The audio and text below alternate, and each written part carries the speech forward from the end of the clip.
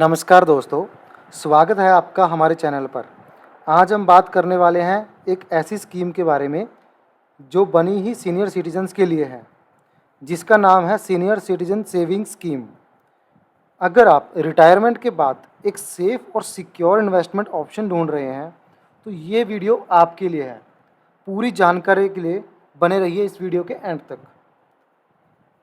इसकी जो खास बात है स्कीम की, वो है ये गवर्नमेंट बैक्ड सेविंग स्कीम है। ये स्कीम उन लोगों के लिए है जो रिटायरमेंट के बाद अपनी लाइफ को फाइनेंशियली सिक्योरिटी देना चाहते हैं बिना किसी रिस्क के। चलिए अब हम बात करते हैं कि इसको कौन ओपन करवा सकता है। जिनकी एज 60 साल या उससे ज़्यादा है, या फिर जो रिटायर्ड सिविलियन एम्प्लॉयज़ हैं, वो उनकी एज अगर 55 से 60 साल के बीच में है तो वो भी ओपन करवा सकते हैं, बट वो सिर्फ जब उनकी रिटायरमेंट होगी उसके 1 मंथ के अंदर अंदर। अब हम बात करते हैं डिफेंस एम्प्लॉय की। अगर वो उनकी रिटायरमेंट होती है तो वो 50 साल से लेकर 60 साल तक एज के अंदर अगर रिटायर हो रहे हैं तो वो भी 1 मंथ के अंदर अंदर ही इस स्कीम का बेनिफिट ले सकते हैं। अब हम बात करते हैं, इसको जॉइंट अकाउंट भी ओपन करवा सकते हो, और वो भी सिर्फ अपनी स्पाउस के साथ। और जो पैसा होगा वो फर्स्ट होल्डर से बिलोंग होना चाहिए, मतलब फर्स्ट होल्डर का ही पैसा होना चाहिए। अब हम बात करते हैं इंटरेस्ट रेट। जो मेन है इसके अंदर वो है 8.2% पर एनम।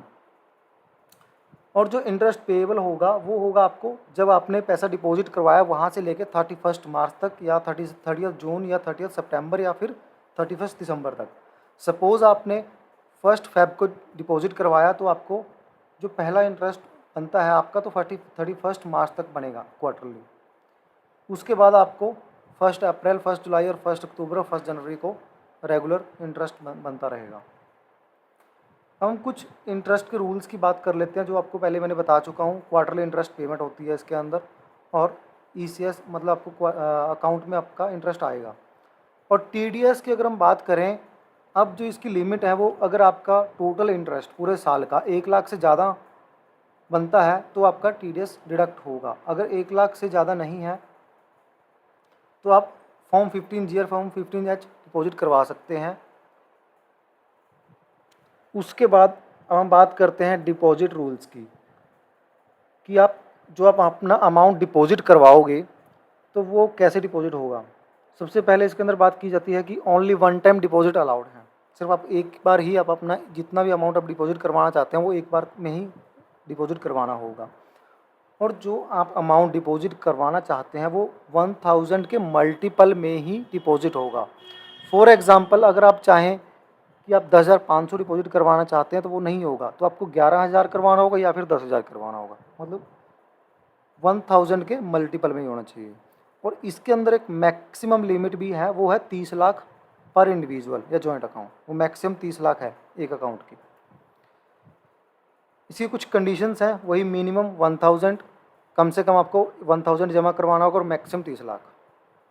और अगर आप 30 लाख से ज़्यादा डिपॉजिट करवा भी देते हैं तो वो आपका रिफ़ंड हो जाएगा, और उसके ऊपर जैसे हमें सेविंग अकाउंट के अंदर इंटरेस्ट मिलता है वैसे ही यहाँ पे मिलेगा।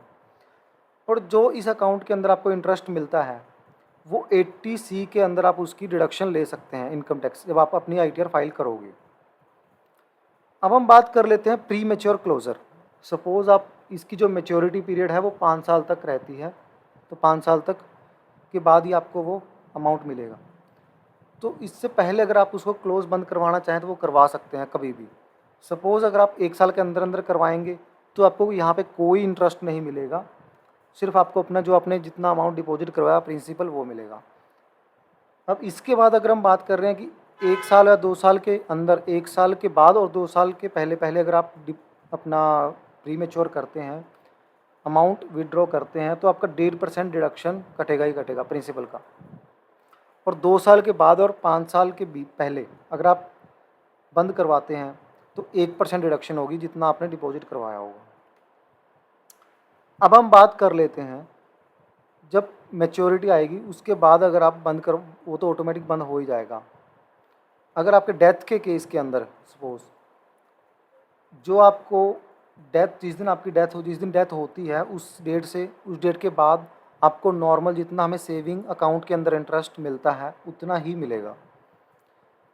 और सपोज़ अगर आपकी स्पाउस है, अगर वो एलिजिबल हैं इस स्कीम के लिए, तो वो इस स्कीम को कंटिन्यू कर सकते हैं एज़ इट इज़, जैसे आपकी चलती रहेगी, चल रही होगी वैसे ही वो आगे भी चलती रहेगी।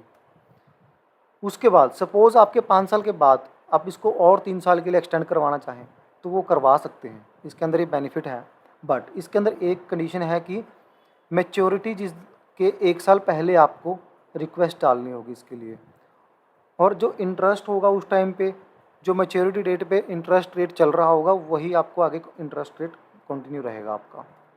अब हम समरी की बात कर लें, इसके अंदर आपको हाई इंटरेस्ट रेट मिलता है, क्वार्टरली पे आउट मिलता है, और जो आपको इंटरेस्ट मिलेगा वो उसके आप एटीसी के अंदर रिडक्शन ले सकते हैं। और सीनियर सिटीजन्स के लिए ये सबसे बेस्ट और सिक्योर ऑप्शन है, क्योंकि गवर्नमेंट बैक्ड है। और इसके अंदर प्री मैच्योर क्लोजर भी है कुछ कंडीशंस के साथ, जो मैंने आपको इस वीडियो के अंदर डिटेल में बता दिया है। अगर आपको एक्सटेंड भी करवाना है 3 साल के लिए, तो आप मैच्योरिटी के बाद या मैच्योरिटी के बाद करवा सकते हो, पर उसके अंदर आपको कंडीशन बताई गई है कि 1 साल पहले आपको रिक्वेस्ट डालनी होगी। Thank you so much for watching this video. अगर आपको ये वीडियो अच्छी लगी हो तो लाइक, शेयर एंड सब्सक्राइब जरूर करिए।